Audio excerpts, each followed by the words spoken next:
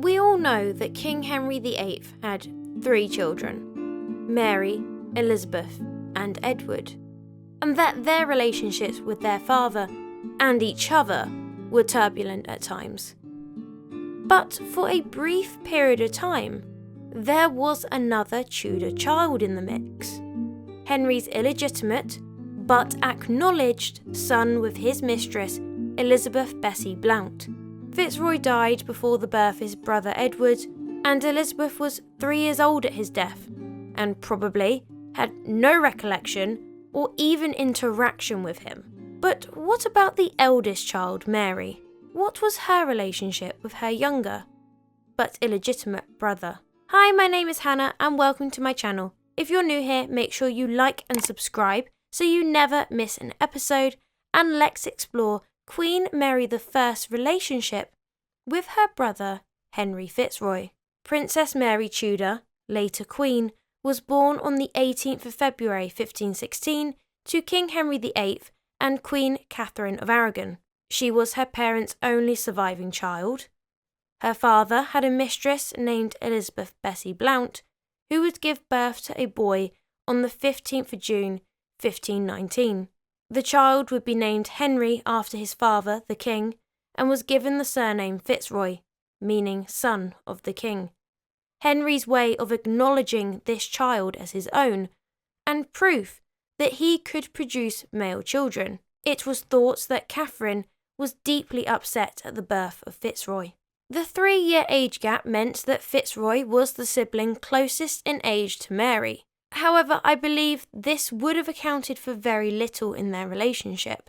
As the only legitimate heir, Mary had grown up believing that she would be the heir to the throne, unless her mother had a son, which looked less and less likely as the years went on.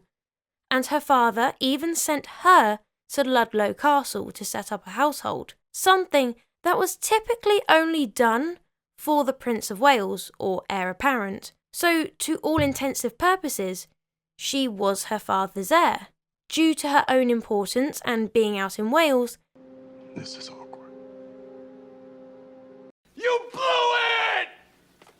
Mary may not have even known of her brother's existence until 1525, when he was also given, let's say, a promotion. The 6-year-old son of the king was given the ducal titles Richmond and Somerset, titles that had been borne by Lancastrian forebearers, and he was given the position of head of the Council of the North, a position that was equal to Mary's Welsh position as head of the Council of Wales and the Marches. Fitzroy was also appointed Lord High Admiral. This is pretty big stuff for an illegitimate child, just saying. There is no information about what Mary made of her half-brother, previously being brought up quietly in the country and then suddenly appearing at court. He was treated like a prince's child. Catherine, Mary's mother, was deeply offended by Fitzroy's ennoblement. However, there is nothing to say if Mary shared her mother's sentiment. I feel like she would, as Mary was very much like her mother. Unfortunately for Catherine, her influence on her husband was fading, and she had no choice but to accept Fitzroy's ennoblement and her husband's affections for the boy, and I imagine that Mary thought along similar lines. Fitzroy was doted on by his father, something that he shared with his sister, until Anne Boleyn came into the picture and ruined it, basically. We know that Henry VIII had a good relationship with his son. Well, the best that Henry could have with any of his children. Boy, don't make me come up there and be a parent! First time for everything! So much so that in 1527, the king was looking for suitors for his son. Potential brides included Mary of Portugal, the daughters of the Queen of Denmark, and even his own half-sister, the Princess Mary. No, God! No, God, please, no! No! No! This idea of incest was bounced about to help secure a legitimate heir. However, King Henry quickly abandoned that idea, as he wasn't sure how the idea of siblings being wed would be received. As you can imagine, we have no idea how Mary thought about this proposed match to her brother, or even if she was aware of the notion. To be honest, I don't know if it would bother her too much, as she did marry her cousin Philip, but then marrying a sibling was way worse, and still is way worse, than marrying a cousin, even in Tudor times, so she may have been repulsed by the idea, I don't know. But Mary and Fitzroy were away from court for long periods of time, and they most likely did not meet again until April 1530, when Henry Fitzroy returned to the southeast. At this point in time, Mary's parents' marriage was in tatters. Her father, King Henry VIII, had already moved on to Anne Boleyn, who was acting as his wife and queen. The only thing is she lacked the title to go with it. Mary was deeply stressed from the ordeal, and from August 1531, she was banned from seeing her mother and vice versa, so her presence at court was inconsistent. At best, the siblings would have only seen each other occasionally, but not really enough to have a bond. On the 7th of September 1533, Mary and Fitzroy welcomed another sibling.